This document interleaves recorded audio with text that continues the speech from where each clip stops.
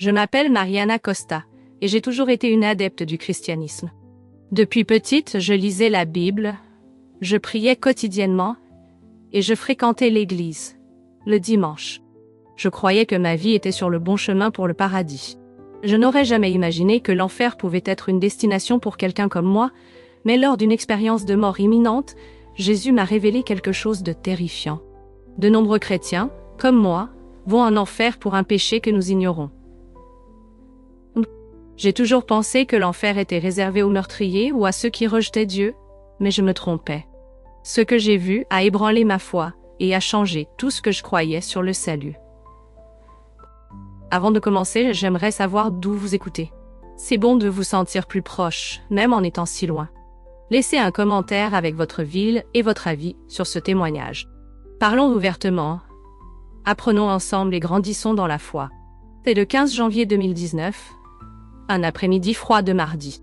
Je courais pour prendre un médicament à la pharmacie avant de rentrer chez moi.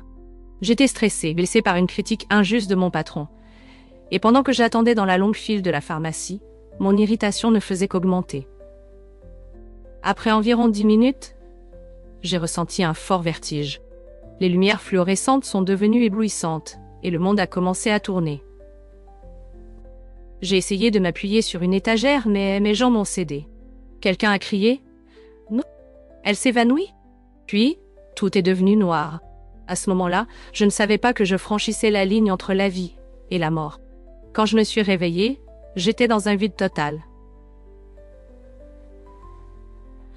Ce n'était pas une obscurité ordinaire, mais quelque chose de dense, comme si je pouvais la toucher. Je ne sentais pas mon corps, seulement ma conscience flottant sans forme. Je ne sais pas combien de temps je suis restée là. Le temps semblait ne pas exister. Puis j'ai vu un point de lumière au loin. Il a grandi ou peut-être que je m'en approchais. C'était une lumière blanche, vive, pulsant de chaleur et d'énergie. Une paix, comme si elle m'enveloppait, quelque chose que je n'avais jamais ressenti auparavant. Au centre de la lumière, une figure est apparue. Je ne voyais pas ses traits, mais je savais qui c'était. La présence d'amour, de force et de sainteté était indubitable. C'était Jésus. « Mariana », dit-il avec une voix qui résonnait d'autorité et de tendresse, « j'ai quelque chose d'important à te montrer, quelque chose que toi et beaucoup avaient choisi d'ignorer. » Avant que je ne puisse répondre, la lumière a disparu et le décor a changé.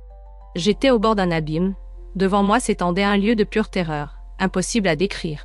Le sol était craquelé, noir, avec des flammes montant haut.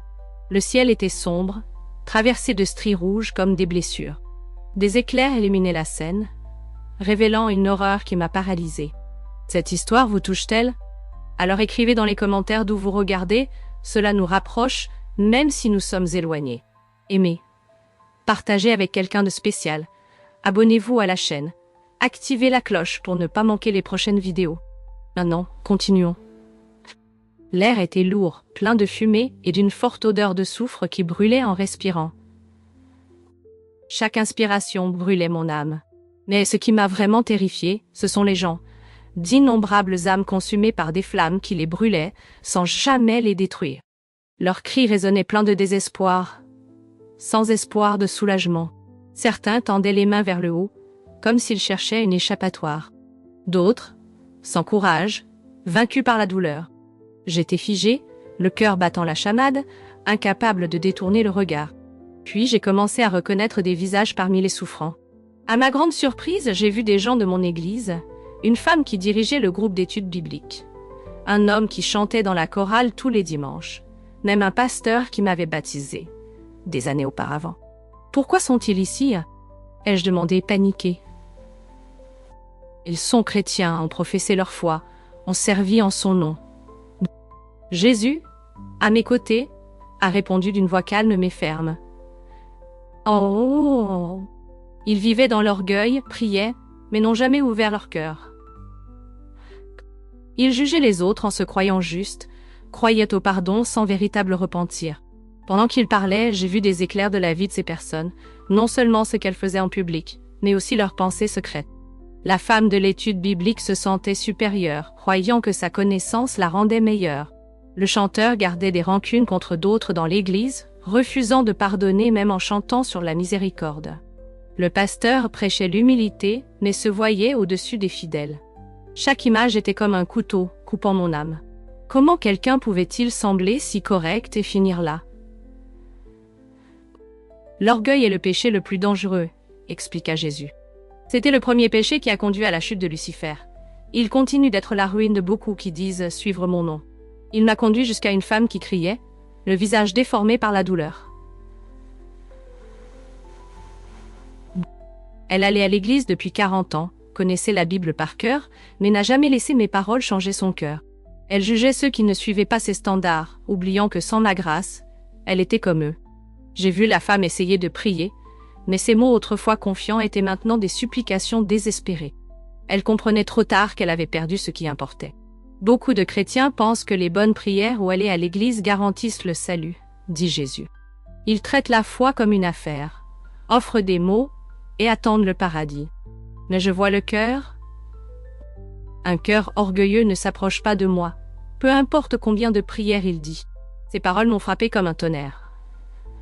Pierre elles m'ont frappé comme un tonnerre. Combien de fois ai-je moi-même agi ainsi? Jésus m'a guidé à travers une autre zone de l'enfer, où les flammes étaient moins visibles mais la souffrance était tout aussi intense. Là, les âmes revivaient leur vie sans cesse, voyant chaque chance qu'elles avaient gaspillée, chaque personne qu'elles avaient jugée, chaque moment où elles avaient choisi l'égoïsme plutôt que l'amour.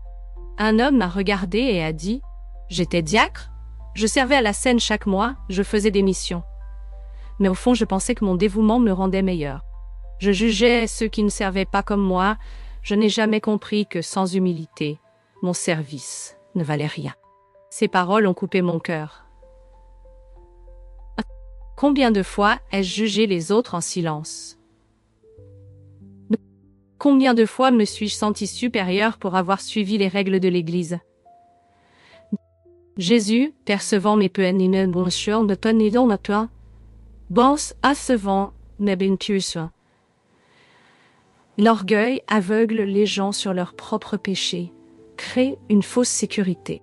Beaucoup de chrétiens finissent ici, non pas parce qu'ils ne me connaissaient pas, mais parce qu'ils ne se sont jamais vraiment connus. Ils n'ont jamais laissé mon esprit révéler leur cœur. Il m'a conduit à une autre femme, quelqu'un que je connaissais de l'église, toujours active, organisant des événements et enseignant aux enfants. Elle croyait que ses œuvres la sauvaient, a dit Jésus. Elle accumulait les bonnes actions comme si c'était des pièces, pensant qu'elle pouvait acheter ma faveur.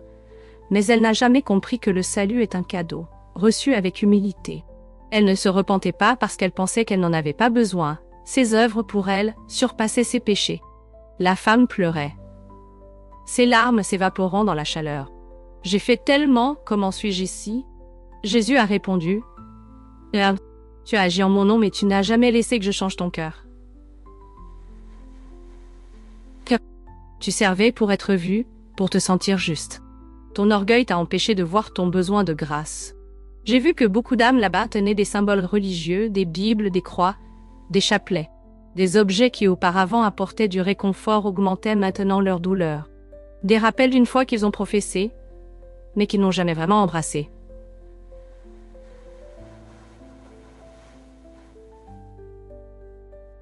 La religion sans changement est dangereuse, a dit Jésus. Elle crée une illusion de sécurité. Beaucoup pensent que les entourer les protège du jugement, mais une foi qui ne transforme pas le cœur n'est pas une foi. Il m'a montré un homme en vêtements pastoraux, maintenant déchiré et brûlé. Il a prêché ma parole pendant 30 ans, a expliqué Jésus. Il connaissait la théologie, expliquait des passages difficiles. Mais il utilisait ma parole comme une arme contre les autres, pas comme une lumière pour lui. Il aimait le pouvoir de sa position plus que moi, ou mon peuple. Nous avons marché dans une autre région, où les âmes semblaient plus isolées, bien qu'entourées. Elles essayaient de se toucher, mais n'y parvenaient jamais, piégées dans une solitude éternelle. Ceux-ci sont ceux qui ont refusé le pardon, a dit Jésus. Ils heurtaient des rancunes tout en demandant mon pardon. Ils priaient « Pardonne-nous comme nous pardonnons », sans comprendre ce qu'ils demandaient. Ils voulaient de la miséricorde pour eux-mêmes, mais de la justice pour les autres. Une femme m'a regardé avec des yeux pleins de regrets. « Je pensais avoir raison », a-t-elle dit. « Ma sœur m'a blessée et je ne l'ai pas pardonnée. J'ai justifié ma rancune, pensant que c'était une colère juste. Je priais tous les jours, mais je n'ai jamais lâché mon amertume. Je ne savais pas que mon orgueil me faisait croire que j'avais le droit de refuser ce que Dieu m'a donné gratuitement. Jésus a touché mon épaule. Ne pas pardonner vient de l'orgueil. C'est penser que ta douleur est trop grande pour être libérée, mais j'ai pardonné même à ceux qui m'ont crucifié. L'humilité, c'est savoir que tous ont péché et ont besoin de grâce. Nous avons continué, et j'ai vu des chrétiens de différentes églises, cultures et époques. Certains étaient des pasteurs, d'autres des missionnaires, beaucoup simplement des fidèles ordinaires. Tous ont professé la foi, mais ont laissé l'orgueil bloquer la transformation. L'orgueil se manifeste de nombreuses façons, a expliqué Jésus. Pour certains, c'est l'arrogance évidente. Pour d'autres, c'est une justice propre subtile. Certains pensent que leur connaissance théologique garantit le salut. D'autres croient que leurs bonnes actions achètent ma faveur. Tout cela est le même péché qui a fait tomber Lucifer. Nous sommes arrivés à un groupe d'âmes discutant même dans leur souffrance. Ils citaient la Bible, défendant des idées théologiques, poursuivant des débats de leur vie sur terre. Ceux-ci valorisaient la doctrine au-dessus de l'amour, a dit Jésus. Ils étaient si sûrs de leur croyance qu'ils ont oublié mes plus grands commandements, aimer Dieu et son prochain. Ils utilisaient ma parole pour diviser, pas pour unir.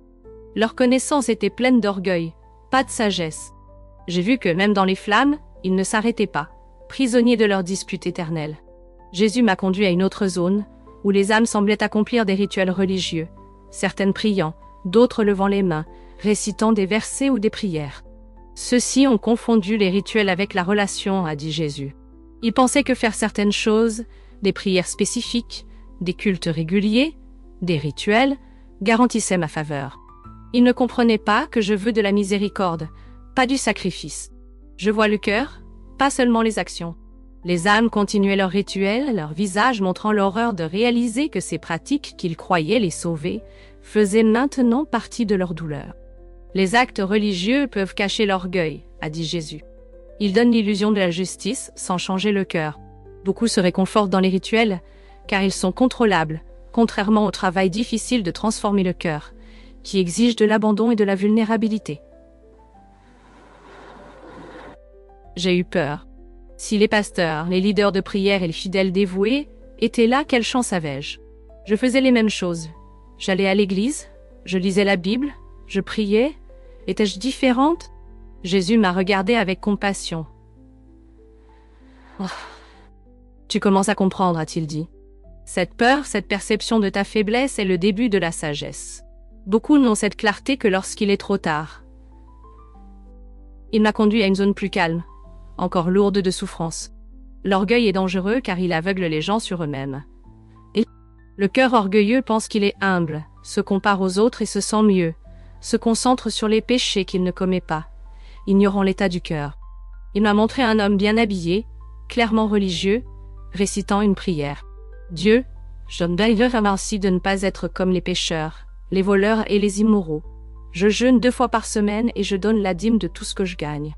Jésus a dit, il vivait correctement, évitait les péchés graves. Cela nourrissait son orgueil. Il ne voyait pas que sa justice propre était pire que les péchés qu'il jugeait.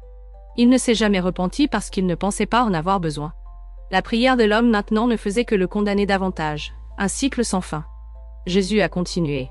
Beaucoup de chrétiens se concentrent sur l'extérieur, pas sur les attitudes internes, évitent les péchés visibles, mais gardent l'orgueil, le jugement et la rancune. Ils ne comprennent pas que ce n'est pas seulement ce qu'ils font, mais qui ils deviennent. Il m'a conduit à une zone où les âmes tentaient de s'échapper, construisant des tours de bonnes actions qui s'effondraient dans la chaleur du jugement. Ceux-ci pensaient qu'ils pouvaient conquérir le salut, a dit Jésus. Même maintenant, ils ne comprennent pas que c'est un cadeau, reçu avec humilité. L'orgueil les empêche d'accepter la grâce qui pourrait les sauver.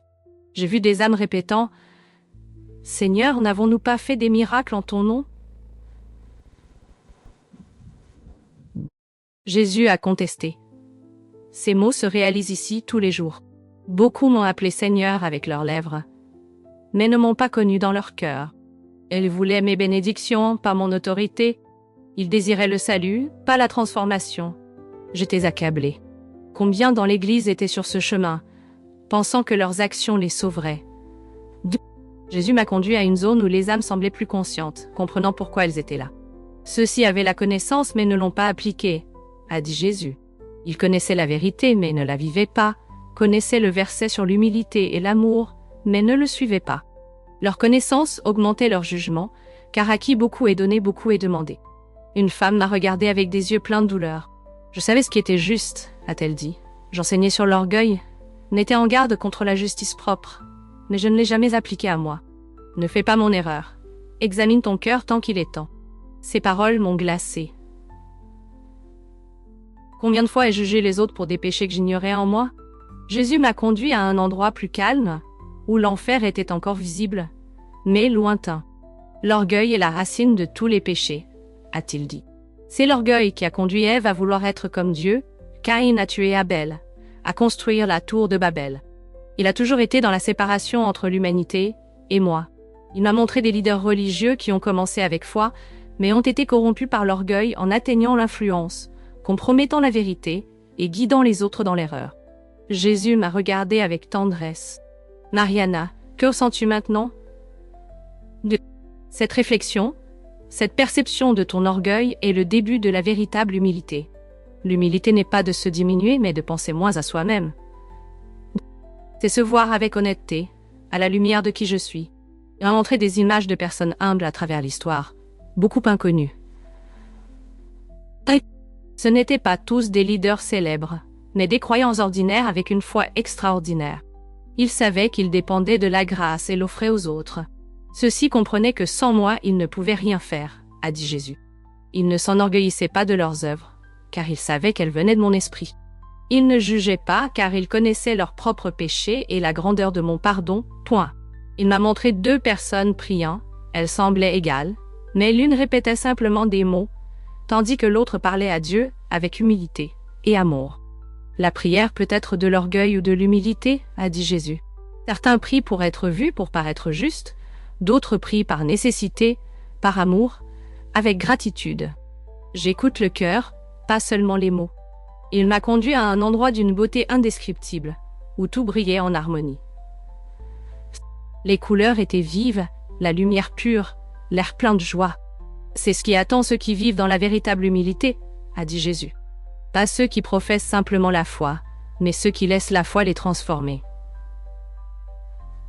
Quand il a son énion de donner l'horreur de Mozart qui se concerne en Prusse, ni de l'autre qui professe à sa transformer. J'ai vu des gens de toutes les nations, unis non par la connaissance ou le rituel, mais par l'amour de Dieu et des autres. Ils ne portaient pas de masque, n'avaient pas d'orgueil, vivaient en parfaite unité avec Dieu. Dans cet endroit céleste, j'ai vu la version de moi-même que je pourrais être si je permettais à l'esprit de me transformer. Cette Mariana était humble, aimait vraiment, vivait avec joie, ne se souciait pas des apparences, servait par amour, lisait la Bible pour connaître Dieu, pas pour se montrer. Ce changement n'est pas instantané, a dit Jésus. C'est un processus quotidien de renoncer à l'orgueil et d'embrasser l'humilité. Implique-toi, car j'arrache l'orgueil sous toutes ses formes. Il m'a montré comment je serais raffiné, des situations qui exposeraient mon orgueil, des personnes qui défieraient ma justice propre, des moments qui révéleraient mon besoin de grâce. Beaucoup demandent des bénédictions mais résistent au raffinement, a dit Jésus. Ils veulent du confort, pas de la transformation. Ma plus grande bénédiction est de vous rendre comme moi, même si cela fait mal. Quand je suis revenue à l'hôpital, les médecins ont dit que mon cœur s'était arrêté pendant 3 minutes. Pour eux, c'était une hallucination. Mais je sais que c'était réel, ma vie a changé. Je vais encore à l'église, je lis la Bible, je prie, mais pas pour me sauver. Ce sont des moyens de me connecter avec Dieu qui m'a sauvé par grâce. J'examine mon cœur chaque jour, demandant à Dieu de montrer mon orgueil. Je ne me compare pas aux autres, mais à Christ, ce qui me garde humble. Ne négligez pas ce témoignage. Examinez votre cœur. Faites-vous confiance au rituel pour vous sauver? Jugez-vous les autres tout en ignorant vos péchés? Vivez-vous d'apparence? L'orgueil, le péché le plus dangereux, conduit des chrétiens en enfer chaque heure. Il y a du temps pour changer? Choisissez l'humilité, vivez pour Dieu, et trouvez le véritable salut. Avez-vous aimé l'histoire?